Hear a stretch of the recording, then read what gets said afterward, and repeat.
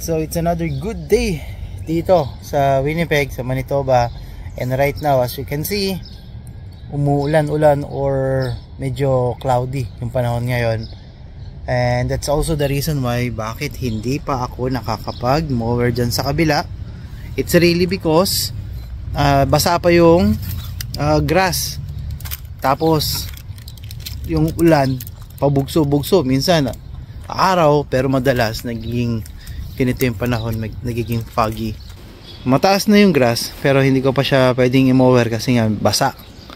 And yan, hindi pa rin kami nakapagtanim and medyo malamig, kaya yan, yung aming mini sala basa pa rin. Maya maya pupuntahan ko dito si La Prince kasi may ilaw daw na nasira, or hindi naman nasira pero hindi gumagana. I-check natin, or i-check ko yan mamaya.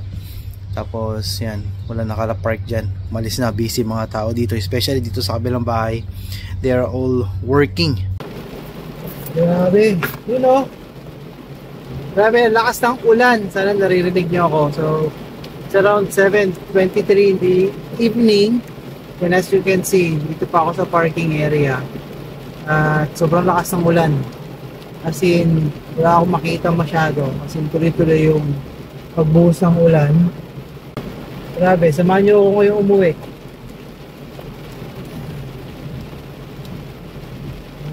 Paano na lang pag wala kang sasakyan dito sa Canada, no? Tapos ito, isa sa mga challenges din yan kapag umuulan, lalong-lalo na pag nag-i-snow. So yan, nakita nyo na, dyan ako nagtatrabaho sa Safeway. Yan, mga basang sisiw tayo yan, no? Look at that.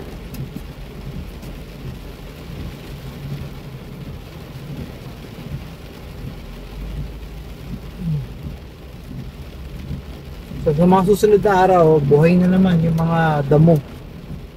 Yan, kasi green na naman. So since paparating na yung summer, ganito yung tsura pag springtime. Stop! Hug each other, matidisgrasya kayo. Sige na! Away kayo ng away. Ate kasi! Ate! Hug each other! Away kayo. Yeah, away kayo ng away eh. Ayun, magyakapang kayo. Ate kasi, stop! Oh, sige na. Hug. Yan. Gusto ko yan. You only have 2 more minutes.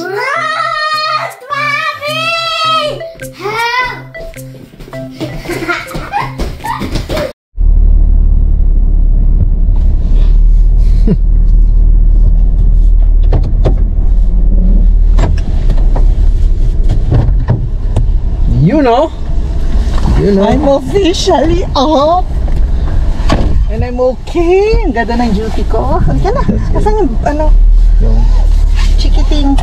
Tulog. Vacation mode na si ating. VM. Buntis si Winnie. Kaisip-isip ko. Congratulations, Winnie. Buntis si Winnie. Hey guys, today we're at the eyelashes for mommy because she wants to get it done for Toronto. You should really see that video out. Yeah. And so we went to church and mommy did not even get any sleep. But she went to the she went to the eyelashes right there. Yeah. And we have to wait here in the car. This is not here. Yeah. This is not there. Yeah. And I got a lollipop. From the church, right? Father said we can get 5. Really? Daddy, I'm hungry. Oh, we have to wait for mommy first. So yeah, nandito kami sa may Mommy said we can get Macdo. Macdo, okay. We can? Yeah, sabi niya eh. Oh, that's a good fall. Yeah. Can I go sit in the front? Nope. You stay there. So yan, antayin namin si Aisha because she got her hot eyelashes. Yeah. My lollipop is peach. It's like chili flavored. Yeah. Ako, tapos mamaya ako naman yung magpapagupit, ha? Okay, I will sama with you. Sama ka sa akin. Chill. Chill. I'm not getting my hair done. Oh, ano ba? Wow, ganda. Wow, ganda ni Mami, oh. Yeah. She's ready. Kaso, tiis ng ganda, oh. Pai-pai. How is she going to sleep? I don't know. I will sleep like this. Sige, pai-pai. Sige, pai-pai. How long? What time is it? We arrived here at 10:05, I think. And we Mom, this took you 1 hour. Oh, hindi 1 hour. Sobra ka, Daddy. Hindi 1 hour yun. At tapos yung misa ng dumating tayo dito ng 10. Sige, explain. 10:25. Oh. No. 10:55 na. So it's just 25 minutes to 30 minutes. Yeah, but here's a lot. You said it was 5 minutes only. Hoy, I didn't say it's 5 minutes. Yes, you did. You told me in the church. Okay, let's go home. Okay, buckle up, girls. Buckle up, buckle up. Amoy, may McDo. Promise ka rin ng McDo.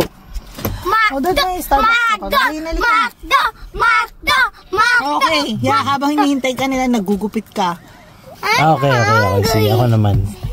So we got a problem here. Yeah, we got a problem. We don't know. My dad thinks it's too plain to see guys. What's up, guys? So we're thinking of a new name. Dad, what do you think of? Dad, what do you think of a name? Oh, that's one. That one. Baby. What's up, babies? What's up, babies? You want babies? No. What's up, that sounds so cringe. What's up, girls? Cringe? What's up, girly pops? No, then that means the boys will. Baby. What's up, boys? What's up? So you should guys give us a name. What's up, fam? No. What's up, family? What's up, subscribers? No. What's up, family? How about squad? No. What's up, squad? What's up, squad? Oh, what's this? No. Wait, that's chocolate. You know, so ito yung box. Ito yung ating lawn mower. At ito yung papasadahan natin ngayon. Kasi mahaba na yung grass dyan eh. So kailangan natin itong i-build. So hopefully madali lang naman siguro ito i-build. Yun oh. Mabilis lang. So ikakabit ko. Magano rito. Assemble ko muna to. Tapos bibili ako ng gasolina. Tapos yan. Pisa natin mag-mower. Ito yan. Unpack. Ayos naman. Mukhang okay din naman.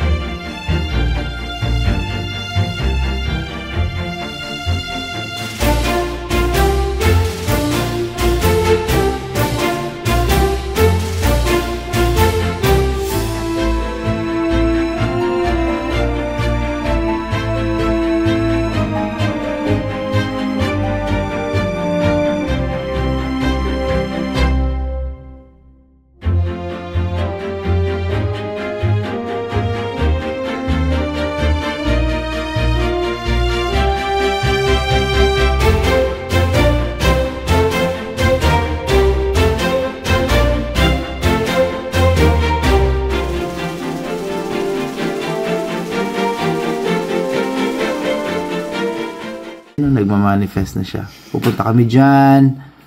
And right now, nagbubuking na si Madam Aisha. Because you better eat. Let me see. What? Anong oras to? We are... Ayan o, boarding on time. Boarding pass is available. Sheesh. Let's go. Kain muna tayo. Ice cream mo. Auntie Bernice give you an ice cream. Guys. Yeah. It's actually cookies. Are you sure it's cookies? Yeah. You try to open up. Arya, go. How to open this? Ah! Gusto ni Arya, oh. Daddy, can you help me? Nakaabang si Arya. Ito. Open this. Ice cream! Ice cream, Arya! Wow! Yay! See, I told you it's cookies. Can I? Get some cookies. Go grab some chocolate cookies from Auntie Bernie. Oh no, you cracked the egg. Okay. So bali mamaya, alis na kami. Pupunta kami ng Ontario. So, yan. So, mamayang madaling araw yung flight namin. So, it's around dapat 3 o'clock in the morning. Nandoon na kami. So, isa sa mga problema namin ngayon is that sino ang maghahatid sa amin? Kasi, yung ate ni Aisha, si Ate Sel, saka si Billy, nasa US. Ganun din yung kuya niya. So, maghanap ako ng pwede mapakiusapan mamaya na pwedeng gumising ng 2:30 ng madaling araw para ihatid kami sa airport. Kasi yung Uber medyo may kamahalan. Kaya we will see. Yan yung isang problema namin. But anyway, I just want to let everyone know. Maraming salamat sa mga sumusubaybay dito sa buhay sa Canada. Especially yung mga nagko-comment and still na nagko-comment kahit yung video natin is medyo more on personal type na. Yes, medyo personal na yung mga video na ginagawa natin. And it's more likely I'm involving the family kasi mas gusto ko na yung mas maluwag gawin yung family videos. Especially right now, kids are growing. For me, parang gusto ko mas maraming documentation. Ayoko na masyado nagpo-post sa FB, sa Facebook kasi I feel like basta masyadong negative. Maraming negativity na nasa FB na napapanood ko, and yung mga videos na nilalagay doon, ang daming ewan ko, hindi ko feel yung mag-post sa FB, kaya I'll stick dito sa channel na to. We'll try to give you some updates kung anong ginagawa namin, and especially yung sa family, especially si Von, especially si Von, yung kapatid ko. They're always watching, they are always checking on us kung ano yung pinagagawa namin dito. And right now, that's the main reason bakit ito ginagawa ngayon. Hindi na ako yung more on cinematic type of video, hindi na kami yung masyadong more on informative. Kasi right now, ang daming informations all over the internet that people or you can just research on. So, kung ano lang yung sino lang or kung sino lang yung nandito sa channel na to, yun lang. I will just keep it. I'm not looking for another viewers or another subscribers or any other else. Sabi nga nila, no, kung trip mo yung channel, you can stay. Pero kung feel mo na hindi para sa'yo itong ginagawa namin, you are free to check others. Dito sa Canada rin, no, as a best example, you choose your audience. Sino lang ba yung mga taong gusto mong sharean? Sino ba yung mga taong gusto mong tulungan? Or sabihin natin, your opinion matters. Yan yung mga keepers. Yan, keepers. That's a good name. So, isa sa mga keepers of this channel, yan, keepers, parang ano, no? Gandang tawag yun, ah. So, isa sa mga keepers of this channel, that's why I still continue to make videos. Ito, babasa tayo ng mga comments, is just like si Nikki. So, ayan, nagko-comment sa atin si Nikki sa mga videos. Maraming salamat, Nikki. Tapos, sabi rin niya is that he's been watching or she's been watching our videos, the family, since 2017, and happy to see us vlogging. Yan, tapos yan, meron siya mga comments sa mga bata, and especially dito sa Mother's Day ng mga nakaraang video. Same thing si Simply Joy, silent viewer here, maybe 5 years na, and maraming salamat to Simply Joy. Watching first Emersonic and Pinoy since we started Buhay Canada. Yan, maraming salamat po sa pagsubaybay. Leonard Baisa, si Den Henry, ayan, maraming salamat sa pagko-comment. We really do appreciate that. Syempre, ito rin si Carl. Sabi ni Carl dito, hindi ako magsasawang panoorin ka, quiz. Kung hindi dahil sa vlog mo, hindi ako makakarating dito sa Canada. Na vlog mo kasi yung isa sa mga legit agency na nandito sa Canada, at yun yung isa sa mga agency na feature natin from before, and right now they are at Newfoundland and Labrador sa St. John. So yan, maraming salamat sa panonood, Carl. And hopefully makabisita rin kami dyan sa sa Newfoundland. And then sino pa? Yan si Jen. Si Jen Jose. Shout out to Jen, shout out to RJ. Yan, lagi nanonood ng videos kahit nakasama ko si RJ lagi sa pagbabasketball. Shout out. Ganon din kay Flip.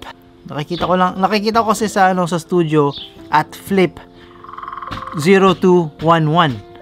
So yan.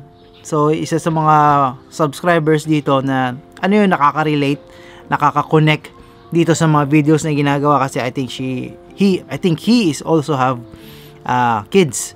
So gusto na rin mag-basketball, yan, you're free. You are welcome dito sa Buhay sa Canada. Si Panday, yan na naman si Nikki, The Castillo Inspires, yan, Marieta Cabanban, yan. So marami pa rin tanong. And syempre ito, si Frank TV. Yes, si Frank TV na nakasabayan natin yan dito sa Canada. Tapos, ayan, marami pang mga subscribers that are still putting their comments and maraming salamat sa inyo. Maraming salamat sa pagsubaybay and yun lang, maraming pasasalamat lang. So right now, ito lang yung mga videos na gagawin namin, more on family type videos, trip, at saka mga travel videos muna. Yung mga tip, darating na lang yan talagang kapag, ayun na, when the time is right. Kasi right now, marami kayong pwedeng panooran, marami kayong pwedeng masagap, or marami kayong pwedeng makuna ng information as of now. And for me, yung mga tip papunta dito sa Canada will coming up soon sa mga susunod na videos. But right now, since summer is right here, more on travel muna. So sana masamahan nyo pa rin kami. And dun sa mga sumusubaybay dito sa channel na to, maraming salamat. And if you're watching this video right now, most likely nasa Toronto na kami, nasa Ontario kami, or nasa Niagara. We will try to visit sila Eve at saka si Rafi. I think we're going to stay at Guelph for the next 3 days. Pero pupunta muna kami sa Niagara. Doon mag-stay muna kami. Tapos mag-stay in kami sa bahay nila Eve and Rafi. At doon, nako, excited na si Aisha para makipagkwentuhan at para magkaroon ng bonding. So ayan, siguro dito ko natatapusin tong video na to. Maraming salamat sa pagsubaybay. So makitrip at makitravel sa amin dito sa Buhay sa Canada. And once again, we will see you on to the next video. Peace! Ganda ng forma ni Aryo. Just like with the daddy. Ganda! Okay, jump! 1, 2, 3, jump! 1, 2, 3, jump! 1, 2, 3, jump! 1, 2, 3, jump! Jump! Bye! Bye-bye, Aya!